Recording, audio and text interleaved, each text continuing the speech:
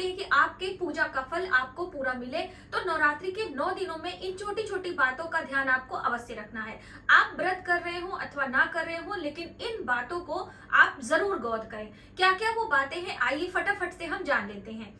सबसे पहले नवरात्रि के 9 दिनों में हमें कोई संकल्प, कोई नियम जरूर अपनाना चाहिए। चाहे आप 9 दिन का व्रत करें, चाहे आप 9 दिन लगातार मंत्रों का जप करें, कोई पाठ, कोई स्तुति, माता रानी के कोई भी स्वरूप की पूजा अर्चना आपको अवश्य करनी है। यदि माता के 9 स्वरूप जो हैं आप पूजा करते हैं, उनके नियमों का पालन करते हैं, तो बहुत अच्छी बात है।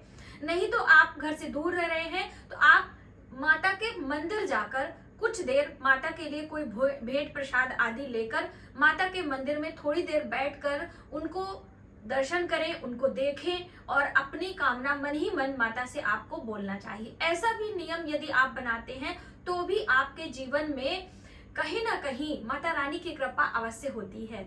दूसरी अहम बात दोस्तों, हम लोग अपने घर में माता रानी की चौकी लगाते हैं, माता का पूजा करते हैं, बहुत सारे माता रानी के लिए जो मंत्र हैं उनमें से कुछ मंत्र जप करते हैं। तो उनमें हमें क्या ध्यान रखना है?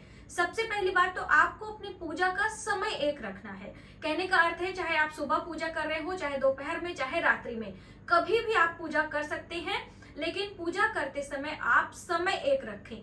जैसे आपने पहले दिन सुबह 6 बजे पूजा किया है, तो दूसरे दिन भी आप प्रयास करें कि 6, साढ़े 6 यानी 5:30, लगभग 10-15 मिनट का अंतर हो सकता है, ज्यादा दूरी आप ना रखें। शाम का भी ऐसे ही समय आपको चयन करना है, उसी समय आपको पूजा करना है। यदि आप समय का ध्यान रखेंगे, उस समय आपकी एनर्जी और आपके आभा मंडल की एनर्जी, यानी जिस स्थान पे आप पूजा करते हैं उसकी एनर्जी दोनों मिलकर आपको पूजा का पुण्यफल अधिक मिलता है। ये एक प्रकार का ऊर्जा का संचार होता है, ऊर्जा में बढ़ोतरी होती है। तो इसलिए आप चाहे सूर्य को जल दे रहे हो, चाहे नित्य प्रतिदिन की पूजा कर रहे हो, चाहे आप नवरात्रि में 9 दुर्गा की पूजा कर रहे हो, समय का बहुत बड़ा महत्व होता है। तो आप ये ध्यान रखें।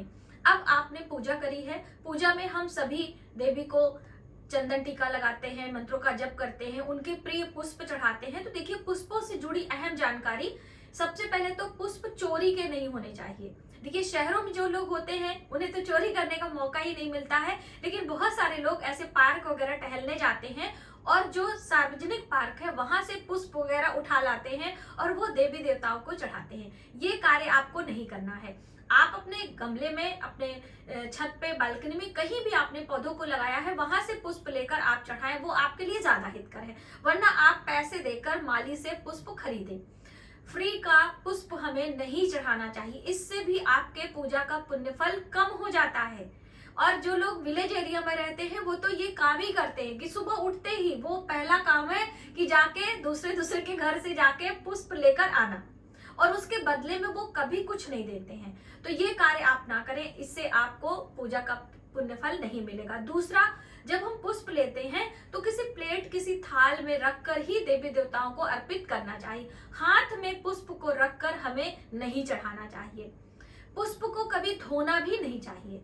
पुष्प चाहे जैसे भी हो, यदि नीचे जमीन पे गिर गए हैं, मैले कुचैले हैं, बासी हैं, सड़े हैं, ऐसे पुष्पों का इस्तेमाल पूजा में हमें नहीं करना है और हमें पुष्प को धोना भी नहीं है।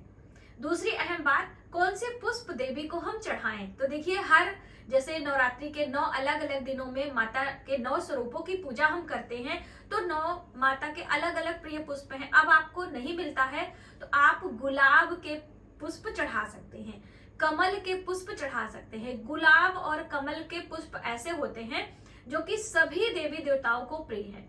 तो आप गुलाब के पुष्प और कमल के पुष्प माता रानी को भेंट करें। वरना आप मानसिक रूप से भी पुष्प चढ़ा सकते हैं। पुष्पों के स्थान पर अक्षत भी आप चढ़ा सकते हैं। पुष्पों के अभाव में भी पूजा किया जा सकता है। ऐसा नहीं है कि आप पुष्प नहीं है तो आप पूजा ही नहीं करेंगे। तो ये बहुत ही अहम जानकारी थी, तो आप इसको ध्यान रखें। अगली जानकारी दोस्तों, भोग आपको अवश्य लगाना है। चाहे आप सुबह की पूजा कर रहे हो अथवा संध्या की, दोनों समय आपको भोग लगाना है। और भोग में बताशे और लौंग का भोग अवश्य लगाएं। अब देखिए, भोग लगाने की अलग अलग विधि है। हम प्रत्यक्ष रूप से माता को एक प्लेट में, थाल में उनके प्रिय भोग रखते हैं और जल रखते हैं। उसके बाद घंटे की ध्वनि करके माता के सामने वो भोग हम रखकर प्रार्थना करते हैं, निवेदन करते हैं कि माता रानी ये भोग स्वीकार करें। लेकिन भोग लगाने की और भी एक अहम विधि है, अगियारी के माध्यम से, अग्नि के माध्यम से। जैसे जब मैंने आपको पूजा विधि बताई है उसमें कहा हर दिन आपको अगियारी करना है, तो अगियारी के माध्यम से भी हम देवी देवताओं को भोग पहुंचाते हैं। तो यदि आप गाय के गोबर का जो उपला है उसको प्रज्वलित कर लीजिए घी और कपूर से, उसके बाद में माता रानी के नाम से आपको 9 बारी, 16 बारी, 21 बारी, 51 बारी, जितना भी आपका दिल करे, आप कम से कम 7 बारी ही 7 बतासे लेकर या 7 बतासों को टुकड़े टुकड़े करके लौंग मिलाकर यदि आप माता रानी के मंत्रों से आहुति देते हैं तो भी आपका भोग स्वीकार होता है। अग्नि के माध्यम से जब हम माता रानी को भोग देते हैं तो डायरेक्टली माँ को पहुंचता है, तो इसलिए आपको अगियारी हर दिन करनी है। और आरती में कपूर की आरती आपको अवश्य जलानी है। बहुत सारी बहनें पूछती हैं कि दीपक पूजा में कितना जलाना है, तो देखिए एक पूजा हमारा दीपक साक्षी होता है हमारे पूजा का, वो हम जलाते हैं।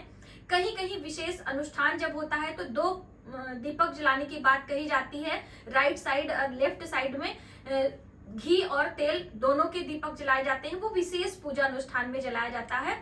और तीसरा अखंड ज्योत जलाई जाती है। तो यदि आप नवरात्रों के दिनों में अखंड ज्योत जला रहे हैं तो भी आपको अखंड ज्योत अलग रखना है, यानी कि आप एक स्थान पर रखेंगे, और जो हम हर दिन पूजा जलाकर पूजा करते हैं वो हमारा दीपक अलग होना चाहिए, उसे हम पूजा में नहीं जोड़ते हैं। ऐसा नहीं कि आपने अखंड दीप जला दिया बस उसी से आपने पूजा करना, नहीं, आपका अखंड दीप अलग है। वो जो नहीं माँ अम्बे हैं उनका अलग अलग रूप है, ज्योति के रूप में हम ज्वाला देवी में देखते हैं, हम माता को श्रीफल के रूप में, माँ लक्ष्मी के रूप में देखते हैं, विद्या के रूप में पूजते हैं। मतलब माता के अलग अलग स्वरूपों की पूजा हम अलग अलग रूप करते हैं, तो इसलिए वो हम माता का स्वरूप मानकर उनका हर दिन पूजन करते हैं और हर दिन हम उनकी देखभाल करते हुए अखंड दीप लगाया जाता है। जितने दिनों की आपकी मान्यता हो वो आप लगा सकते हो।